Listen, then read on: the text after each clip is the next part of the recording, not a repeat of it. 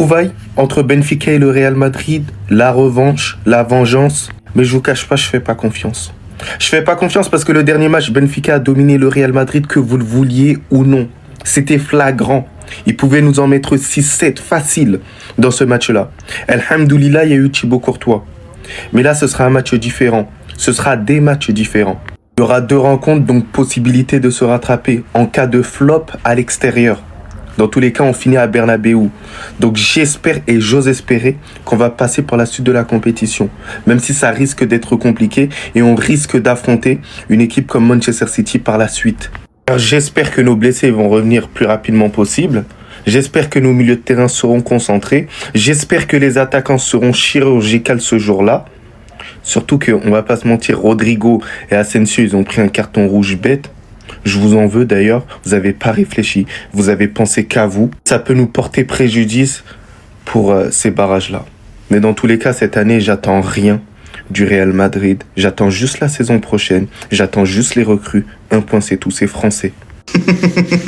Les tirages au sort des barrages viennent de sortir et dites-vous que le Real Madrid va à nouveau affronter Benfica. Mais ne vous inquiétez pas, on va essayer d'en parler dans cette vidéo. En même temps que d'autres actus du Real Madrid qui sont tombés ce beau vendredi matin. Que ce soit le Real Madrid qui commence à se rendre compte qu'ils n'ont peut-être pas assuré en termes de recrutement ces dernières années, une atmosphère bien hostile en vue ce week-end au Santiago Bernabéu face au Rayo Vallecano, Alvaro Arbeloa qui n'est toujours pas considéré comme un projet à long terme, ou encore le Real Madrid qui devrait commencer à travailler sur son mercato dès le mois de mars, que ce soit pour les départs comme les arrivées. Mais voilà, le karma il est puissant. En mode le Real Madrid, ils ne sont pas au bout de leur peine. On va leur renvoyer leur bourreau pour qu'ils comprennent bien. José Mourinho va peut-être revenir rigoler face à nous, mais bref. Selon El Larguero, le Real Madrid admet des erreurs dans sa planification d'effectifs. C'est la première fois que la direction me dit que le plan de renouvellement mis en place il y a quelques années a échoué. On attendait une progression de Tchouaméni, Camavinga ou Güler, mais elle n'est pas venue. Déjà, encore heureux qu'ils s'en rendent compte, même si je trouve que ça a mis beaucoup de temps. Concernant la non-progression de Tchouaméni et Camavinga, je suis totalement d'accord. Tchouaméni sur le terrain ne nous montre toujours pas encore pourquoi il a coûté plus de 80 millions d'euros. Camavinga, lui, ça fait un petit moment qu'il est au club maintenant. On se dit tous qu'il a une marge de progression, mais marge qu'on n'a jamais vue jusqu'à présent.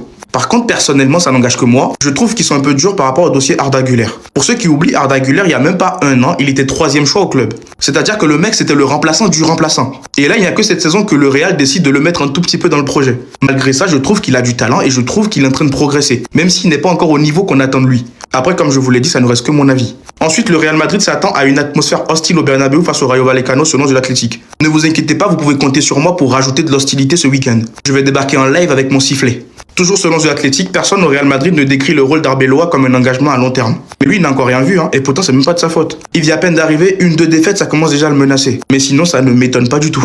Tant qu'il n'aura pas ramené la Liga et la Ligue des Champions, il ne sera jamais considéré comme un projet à long terme.